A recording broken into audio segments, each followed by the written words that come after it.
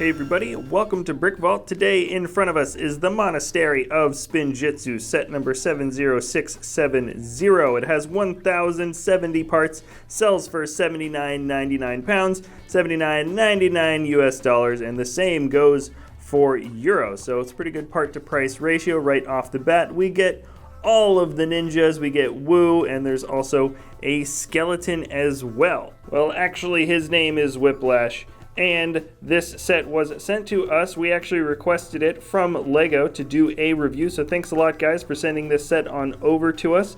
There are a lot of things in usually the larger Ninjago sets like always, so we're going to get into everything, but first I want to take a look at the relatively new design for the Ninja Minifigs. Righto, first up here is Lloyd. He's got a golden katana, and his detailing matches somewhat, not matches, but it's an updated version of a much older print that we got for one of the first versions of the Ninjago ninjas. So he's got kind of a gold dragon on the front of his body there, and on the back you can see a much larger bit of the dragon, but let me take off his cowl. Now you can see a much fuller view of what that dragon looks like. He's got the one expression on this side with the green eyes, and then I think this is his primary expression on the other side. Also, I'll just show it off first with Lloyd, but the cowl here, you can see it's got a molded bit that shows the tying off right there. You can't actually turn the head very far. It's not like you can't turn the head, but the head only has this much motion. It's actually not looking totally forward. But yeah, it unfortunately means you can't move the head of the ninjas when they have their cowls on like you could for, I think, just about every single other version of it. So I think people like this more, or at least the look of it, more than the cowl pieces used for the Lego Ninjago movie ninjas. But unfortunately, it is just a little bit restricting. Now, next up here is Kai. Kai, of course, has his much larger flaming sword or fire sword. Everybody gets their golden weapons in this set, which is nice to know.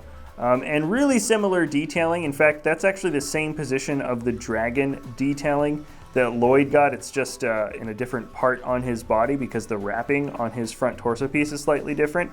The leg printing is nearly identical, and then when you move on to the back, this is also a pretty close similarity to Lloyd. Let me take off the cowl, and there you can see it kind of wraps around his emblem. Actually, it's a little different from Lloyd's, but not in any particularly big significant way. This is his one expression there, and then back here, once again, I think his determined face is probably considered his first expression or primary expression for the character.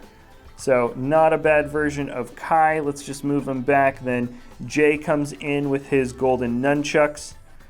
His wrapping's a little different. I'm actually going to take his, here, you can check out his weapons now. I'm going to take them off so you can see his print a little better. I've turned the light back up as well because that red just didn't pop as easily with Kai's red. But yeah, there we go. His wrapping is way cooler, I think. I mean, it's definitely not very traditional. It doesn't look like maybe what an earlier ninja wrapping might look like, but I think it looks cool. It's just a little bit more dynamic. Probably the best one, in my opinion, just purely in just like that zigzag form. I think it just looks good. Now I've turned the light back down again for Zane because white on white just doesn't translate very well on camera, but he's got some crisscross wrapping. Not bad though, I have to admit. This is, I think, my least favorite look for any of the front chest prints for any of the ninjas from this particular wave, though the wrappings, the gray on the knees, I think looks good contrasting with the white better than just sort of dark green on green and dark red on red for those guys. I think just the gray on white looks a little nicer. Let me take the cowl off so you can see the back. So Zane's got that pretty intense smiling face there. You can see a little bit better the emblem on his back. And yeah, so there's Zane. It's hard to say also. The faces are just so expressive. Usually they have a relatively neutral expression and then one kind of intense one, but everybody seems to have some pretty intense expressions here for this this general wave of Ninjago. Now, Cole is up next. His golden weapon is pretty cool. I forgot the name of this one. It's pretty big brick-built weapon. I do like the use of the golden inkwell piece. At least I call it the inkwell piece. And let me turn the light up a little bit because he is a little darker. Yeah, you can see him a lot better now. Let me take the weapon out of his hand. Okay, so now you can see the front. This is also pretty good because you can see a bit of mesh, what looks like chainmail, reflective chainmail underneath his wrappings, which is just a little bit of a better dynamic look. And Cole has the pretty basic expression, a little bit happy, kind of calm expression. His dragon seems to twist all the way around and go from one end to the next. And yeah, Cole is looking pretty good. I also like the brown on the knees because they couldn't go darker for the knee wrappings there. So that is also a very good choice. Now, Nia, not usually a fan of bright colored highlights, like when Cole had the bright orange highlights. I don't know, it just didn't sit with me that well, but I think this lighter blue contrasting with the dark red looks good. Like the light blue wrappings, I think, was a very nice choice. Much better than if they had gone for brown or black or something like that. Her dragon seems to kind of wrap around her shoulders, and you can sort of see that from the way it goes this way. Kind of goes from one shoulder around to the next, or actually kind of comes up from the bottom, as you can see. Sorry, it doesn't wrap around the shoulders. It kind of comes up and around, so it's kind of wrapping all over. And let's take the back off so you can just see the total print here. Pretty good. Yeah, so she's got some extra highlights, which I didn't think I was gonna like when I saw originally from the box, but seeing her a little bit up closer, I think looks pretty darn good. So those are all of the ninjas, and now we have Wu. Let's turn that light back down a little bit so you can see the definition of his beard somewhat. I don't know, it's hard to say which versions of Wu I think are the best. He's always just looking a little bit different each time. Let me take some accessories off. Righto, so you can have a slightly better idea of what those slightly older wrappings or his clothing looks like. Yeah, and he's got a single golden dragon all along the back. So he's fine. I don't know. He doesn't really strike me as particularly great or bad in any way. It's just Wu is Wu. And now we have our only bad guy, our somewhat obligatory bad guy to have in this type of set. This is Whiplash. Really interesting guy because he's got a new mold that makes up the torso piece for the skeleton and the head as well, which I think works. He's kind of funny. He almost feels like he's short, but he's not actually short. When you put him next to another fig, he's pretty much the same size as an average minifig. He just looks funny. And now you can see his body has a bit more detail molded in there. You can almost see like the sternum part of the skeleton, and then there's also some ridges for the spine in the back. Flipping him back towards the front, he's got a print that shows kind of a little wrapping by the groin, and then just a little bit of, I can't even tell, it's almost like metal or patchwork or screws or something that are kind of put in there. I like this shoulder pauldron. They're very simple. I like the simple pauldrons in general because they just feel a little bit more universal. And then he's got this really funny face, this skull face that dips down below the original size of the chest. So his jaw comes way down, and that's, I think, a huge reason why people think he looks short. Also, his legs are so short compared to his torso. So he just gives off the impression that he's a short guy. I think he looks better without his little hat on, but of course, he does come with a little hat, and you can see that he's got a dagger in his hand. Interestingly enough, that dagger shows up in black on the box, but I think there's only these flat silver ones, so a little bit funny that that's not on the box. And now we've gone through all the figs. So the very first thing we're going to do actually is get all the weapons back into the main bit of the building. Each spot has their corresponding color. There's Jay's nunchucks, the Scythe of Quakes, Sword of Fire goes here, and Zane's throwing stars. Righto, so now let's take a big long look at the monastery. Generally speaking, I think the roof detailing is wonderful. It's got a pretty good angle of the building kind of coming inwards, and you have an idea of the inside of this giant training ground, or monastery as they call it. And yeah, generally speaking, there's a good use of a lot of those printed pieces, like the paper walls or the paper windows. Those are all printed pieces that I think originally came from the Ninjago City set. But now let's get into, well, actually, let's check out the back. But there's a lot of functions too. The functions from the back side are pretty much what you see hidden here. I will get into all of them right now. So let's start off in the corner. This is probably one of the coolest ones, but I've been playing around with it and it doesn't seem to work very consistently, which is a little bit unfortunate. So we've got the nunchucks here, and look, when I do it slowly, you can see that the door opens, and if you do it all the way, the door, let's just see if it works. Yeah, see, it didn't work that time. Seeing what it is, it was a little bit ambitious. You get to have the weapons move to the side. I really like that the nunchucks and these move forward, and that's actually part of a catapult piece. You move all the way in the back. The catapult is supposed to flip forward and knock the doors to the side. Great idea. Unfortunately, it just doesn't work. You've got the golden chicken as the thing that you're gonna launch, but when you see it from this angle, it just keeps like, okay, maybe I'm doing it too hard. Let me try it a few times. I'll kind of cut in between each try, see how many times I can get it through the hole. Okay, that one worked. Okay. Too hard, maybe? All right, I think you have to go really soft. No, that's too soft. Too hard. Yeah, okay. So, unfortunately, you can get it through, but just barely, and it's almost random, and definitely less than a 50% chance of this thing working. Yeah, that's too bad, because it's definitely the coolest looking function. In my opinion, this is the coolest looking function, but it just wasn't tested well enough for it to actually work, which is too bad, because it's like, you want playsets to work. This is really, really simple, and I like this because it's a double trouble kind of feature. So you've got the tea room, and you can come in, hey, let's go have some tea. That's funny, when you slide it around, it opens up on its own.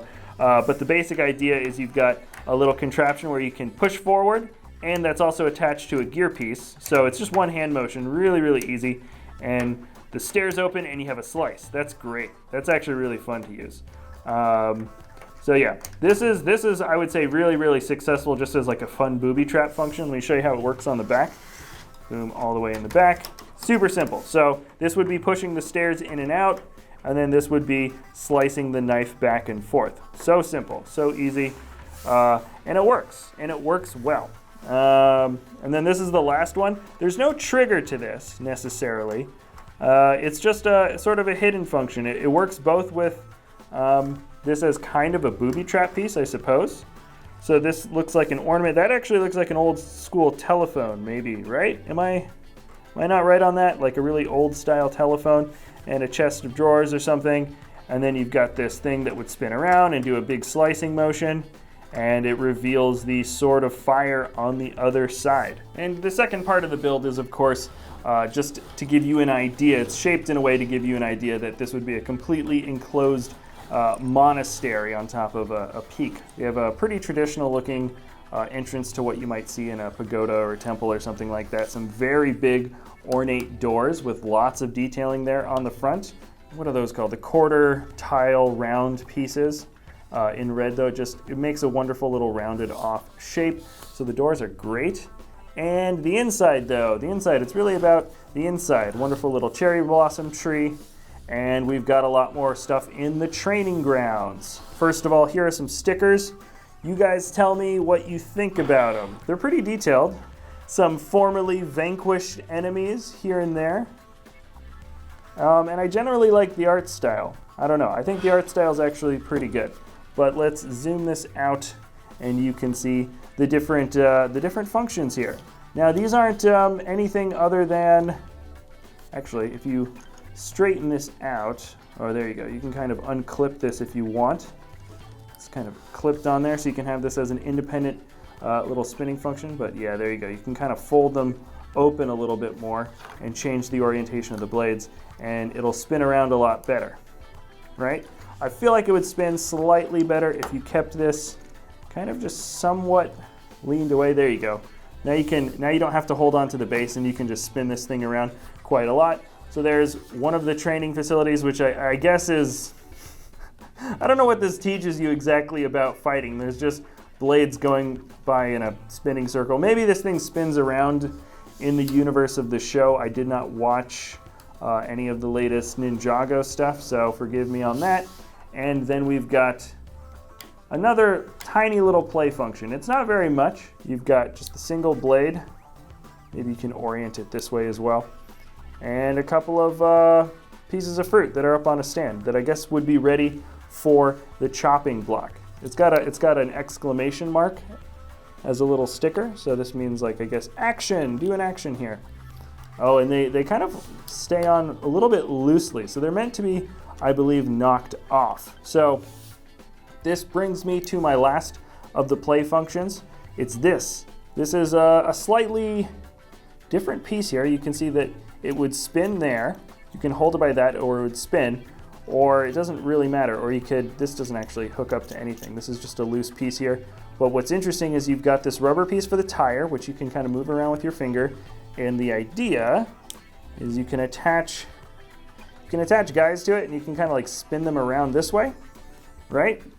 And you can spin them around this way. I do want to point out that this does look like a new set of connection pieces, particularly this dark gray. You kind of snap in that black wheel piece. I don't know if this is a really old Technic piece that's been around for a long time. I haven't encountered it, or at least I certainly don't remember encountering it before, but I believe the main bit of fun for this is you can kind of just like add the guy to a little, and you can kind of go, you can, I don't know, play back and forth, or if you really wanted to, you could kind of spin them, but like a chopping motion maybe. So yeah, you can kind of, they made these a little bit loose so you can kind of play around with it, or certainly spin this attack side to side and knock the pieces of fruit down, or whatever. You can hit each other with the little pieces there. It's almost like Rock'em Sock'em Robots in a certain way. Maybe you can try to spear each other, knock each other off of the little play areas. Kind of an interesting concept. I feel like it would have been fun if this was connected in a certain way where you could pull a lever back and forth, and that's what would make the minifigure go back, so you could kind of play it a little bit more of a distance. It's kind of fun. Let me know if this is a new Technic piece, the black piece here that's attached that can spin around, and that little gray clip, because I haven't seen it before, but I would be curious to know if it came out in earlier sets. Righto, so I would say my final thoughts for this complete set here that we have of the Spinjitzu Monastery is that the part to price ratio is good. It looks like an $80 set, which is also nice. I know part to price doesn't really mean a whole lot, but we do actually get a lot of big pieces here. Maybe a detractor for some people is that they don't get any kind of big dragon, or giant mech or something, which is a relatively common build that you would get in Ninjago sets, but what you do get is a pretty large castle build here. You get all the ninjas, you get all of the golden weapons. This is a set that you would get if you wanted to just have the basics of everything that came from this latest wave, this latest season of Ninjago. I am disappointed that the coolest play function, the catapult golden chicken play function, just doesn't work. Not really. It's basically a failed function, which is too bad. I feel like it could have been tested out better. The stare hidden function with the blade is probably my favorite, just because it works so cleanly and it looks so good when it does work. This was an interesting idea with this interesting connection point with these Technic pieces. Once again, I don't know if they're brand new. I've never seen them before, but they could have been utilized, I feel, in a slightly better way. That is my ultimate. That's my ultimate rundown. I think it looks like an $80 set. It feels like an $80 set.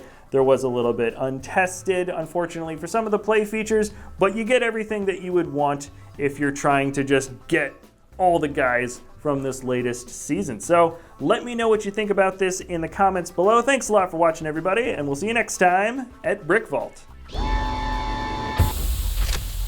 Oh, hey guys, just popping in very quick to let you know that we have a Lego web store, www.brickvault.toys, where we sell the PDF step-by-step instructions for some very high-quality mocks built by some incredibly talented designers that we work with from all around the world. So anyways, if you want to help support the channel, www.brickvault.toys, you get some really cool stuff. definitely worth checking out. Thanks a lot for watching, and we'll see you next time at BrickVault.